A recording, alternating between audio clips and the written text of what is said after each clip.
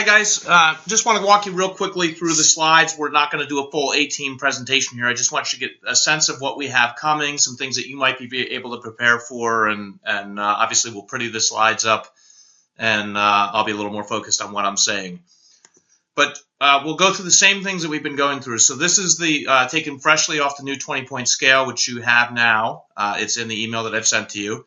So conversion-wise, we've got really a big jump for Culpeper. 18% they're up over last year already.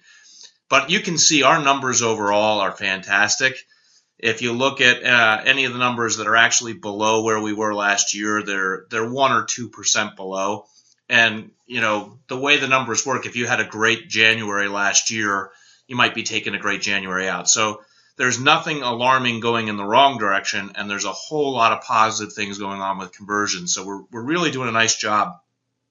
I've changed a little bit, and I've added a slide so that we could see not only how have you done in terms of improving over last year, but what is your actual number. So if you take a look, you've got Lexington Park, who's leading the way.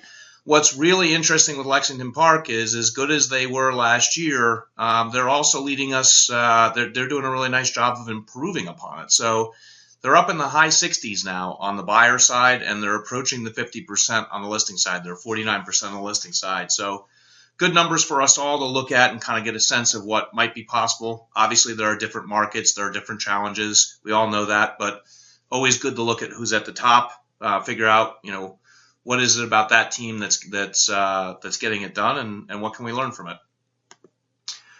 Service-wise, you see that we've got overall, this is how we're doing against that 90%, so versus the goal.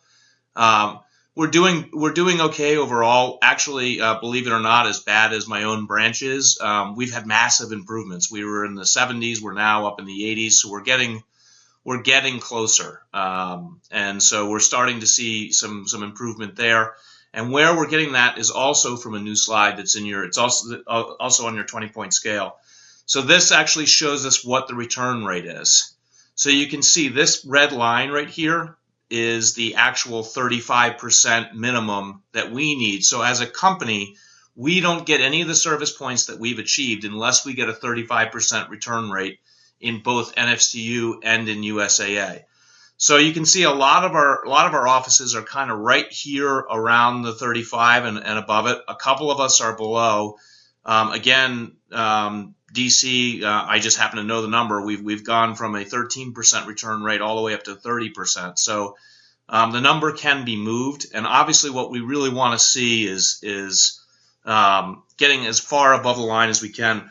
At the end of this quarter, we will start not giving you points if you're not at the 35%. So you will see those points not be on your 20-point scale if we're not at a 35% return rate. So keep pushing it. We're doing a great job. I think it looks like DC and Prince Frederick have the longest way to go. La Plata, you are 1% behind, and you're awesome on service. So maybe this will be a little motivation to push the guys and have them get a few more returns and get us above that number. On to the source numbers, business building numbers. This will be a big marker for us, guys. I understand it's January and February. We never start off, killing it on this, but we do need to be cognizant of the fact that we're not tracking on our AGR or our friends and family goals. So when you look at this is how are we tracking on our year-to-date number. So let's pretend you're supposed to have 10 or 12 total closings for the year. It's saying, do you have 2 of them already after 2 months? If you did, you'd be at 100%. If you don't, you're that far behind. So definitely some work to do there, and we'll be talking about that in the training. We'll announce who is the exclusive connections winner. So one of the branches will get an extra point on their 20-point scale for having signed the most exclusive connections. So we'll get you an update on that. Push real hard. We got 2 weeks before this next training, so let's see if we can get some more connections in there. I think it's anybody's game. If you put a strong effort towards this, you can pick up the point. We'll also give a moment in the training for you to be able to stop right here on this slide. So we'll put a stop sign or we'll put something. Hit pause and then this is an opportunity for you to say, okay, some good company focus is there. Let's take a look at our branch. This is 1, 2, and 3. This is the things that I'm really focused on for our branch. Probably you're looking at a couple of minutes here, guys. I don't want to. I think it's a bad idea to go off into another tangent and then play the video again. We'll lose everybody. So 1 or 2 minutes to kind of hit home and say, hey, that's what the company's on. Our focus in our branch happens to be on, and you pick it off of the 20-point scale. A couple things that you're looking for from your branch.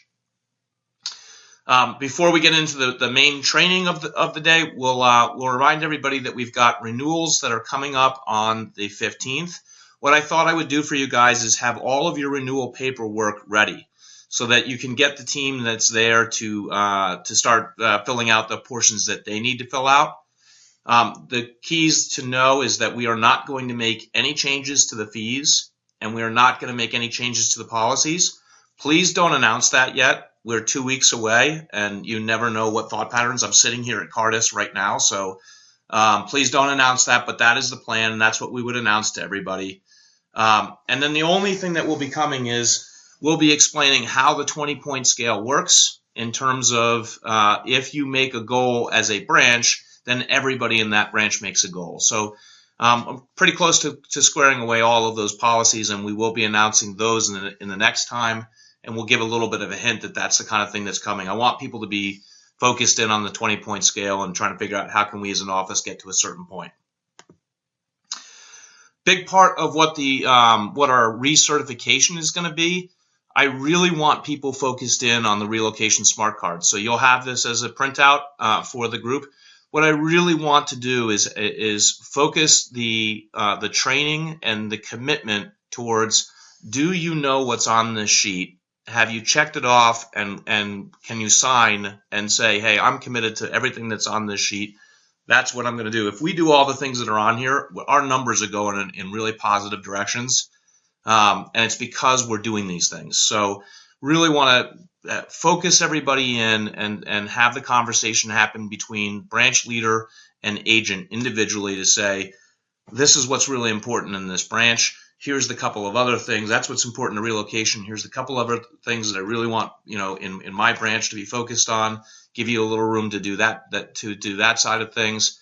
But I want to focus everybody around these best practices, and anybody that's on the A team has to be committed to doing these things. And we can all go through whatever paperwork exercises we want, guys. I can send them stacks of paperwork and they can sign all of it and say, yeah, I'll do that. But I'd rather send them one piece of paper and look everybody in the eye and say, this stuff is really important. So that's what's going to be coming in terms of, what you need to do to get everybody. Obviously, they need to pay, fill out their basic, A-team renewal paperwork, and sign off that they're committed to the things that are on this card. Then we'll move over to our main training. This is a really cool document. We've really done some updating to it. The whole idea of this, guys, and so you've got a long day today and you're doing best practices. I'm not going to go through everything that's here, but I want to show you that we have this company resume, and it shows all of the different kinds of awards that we've won that are really, really significant awards. But I think we all know that we're not telling our story the way that we could, and that we don't know exactly what to say about all of this stuff. So I think this is going to be a really good exercise for us to go through this and break it up and say, well, what's on this sheet? Why is it important? And why would we talk to a customer about this? What you will notice about the sheet, I did create this once before, and it kind of had all the categories that Cardis has. And it says things like destination services and things that a customer doesn't understand. So I tried to break it down to things that people would really understand. Exceptional military service was provided to our military members. How many international real estate closings did we do? What was our overall customer service rating? That's on actually the new one, so it does say overall. What we'll do is we'll walk through these. We will literally break it down. So we have the J.D. Powers Awards. Hey, what happened? What did we win? How is that significant? And why, as a seller, is this really important to you? Our thought, guys, is that this sheet is going to go into the pre-listing package that you're sending out for all of your pre-listings. So that's going to get tucked in. I think it's a really nice sheet to get out ahead of time that shows, hey, this is a pretty significant company that we're working with. And our ability to explain it to the agents. My thought pattern will be to explain, this is what it is, this is the significant facts about it. I'll have a handout that we'll put together for that. But what I'm really looking for and what we want to have happen in the training is that you stop it each time and say, hey, Tanya Cunningham, tell me what does that mean? What would you say about that? How would you take that information and really make it important for a seller and differentiate yourself not only from Coldwell Banker, but maybe from our other Century 21 that we're competing against. Obviously, in the J.D. Powers Award, we might not be able to do that, but we can certainly separate ourselves from Coldwell Banker. We can easily do it when we talk about being the #1 in the world and doing it for 3 consecutive years. So we'll talk about that. We'll talk about what does platinum mean. We'll talk about our inventory and marketing awards that we've won, which are, we've wasted this opportunity. That we really need to be talking about this. I mean, look at the criteria. It says, the average days on market, and we exceed that goal by 33%. How do we manage the seller's expenses? How accurate are we at predicting what the property will actually sell for? I mean, these are great things to set our agent up for. Here's my CMA, and we're really good at what we do. And I work with you on a marketing plan, but I want you to understand that this thing, in all likelihood, is no more than 3.8% off, because that's what we do. So we'll give everybody talking points. I'm not ready for those today, but I'm just trying to give you an idea. My thought pattern in this training is to try to give more of the factual information about what these awards are with a handout that we can give so that they have what those things are, and then stop the video so that people have a chance to say, okay, does anybody want to take a crack at what they would say? And what we want to have is obviously people that could go through the whole sheet and talk about the sheet, or maybe people that could highlight just one thing that's on that sheet and how that might be important to a seller. Sort of our elevator speech. If we have 10 seconds to say something, what would we say? If we got a whole minute to say something, what else would we say? So we'll break that up a little bit more and get this all together for you. But that is going to be the direction that this whole thing is going to go. And finally, our access to the buyers is on here. So that's a great thing. And so we'll talk about that. So those are the things that are on there. Then we'll lay out what next month's extra point is going to be. Next month's extra point is going to be about friends and family referrals. And we're going to say that we're not looking for closings. We're looking for activity. So we're looking for the office that can place the most friends and family referrals. All they have to do is get qualified. So somebody on the other side has to say, yep, I've made contact and I'm connected with this person. So we all know we don't want to drive, crazy garbage through the system, but we want to have it. We want to have the office get focused in. What are we going to do to get out in front of this goal? Now is the time to start placing these things, because the market's, heating up in not just our market, but in all markets. So that will be the direction. I would love any and all feedback before I do the final training on what would be helpful on this message. And also, if people have ideas about the relocation resume and ways to talk about it and things that we might express in the training, be happy to include people. Be happy to do anything to make it a real positive training for everybody. Hope everybody has a great day. That'll do it.